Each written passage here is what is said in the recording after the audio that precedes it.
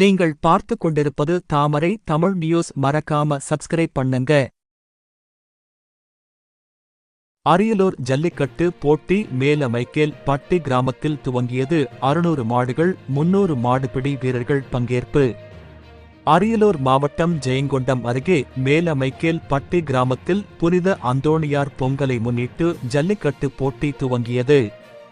இந்நிகழ்ச்சியை கோட்டாட்சியர் ஸ்ரீஜா துவக்கி வைத்தார். இதில் 600 மாடுகள் 300 மாடுபிடி வீரர்கள் பங்கேற்பு. இதில் மாடுபிடி வீரர்களுக்கு மருத்துவ பரிசோதனை செய்து மாடுபிடிக்க அனுமதிக்கப்பட்டனர். போட்டி துவங்குவதற்கு முன்பு ஜல்லிக்கட்டு உறுதிமொழி எடுத்துக் கொண்டனர். இதில் பிடிபடாத காளைகளுக்கும் மாடுகளை பிடித்த வீரர்களுக்கும் ஜல்லிக்கட்டு கமிட்டி சார்பில் கட்டில், பீரோ, சைக்கிள், சீர், டேபிள், குவளை, குடம், வெள்ளி நாணயம், டிவி, பண முடிச்சுகள் உள்ளிட்டவை பரிசுகளாக வழங்கப்பட்டது.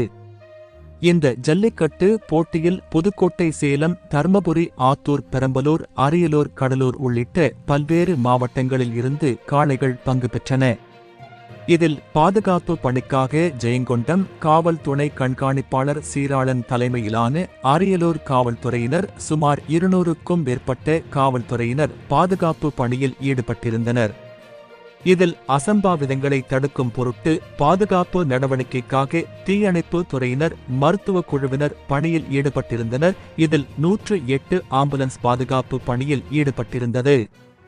இப்போட்டியினை கண்டுகளிக்க பழூர், அணைக்குடம், சுத்தமல்லி, உடையார்பாளையம், ஜெயங்கொண்டம் போன்ற பல்வேறு மாவட்டங்களில் இருந்து ஆயிரக்கணக்கானோர் வந்திருந்து கண்டுகளித்தனர்.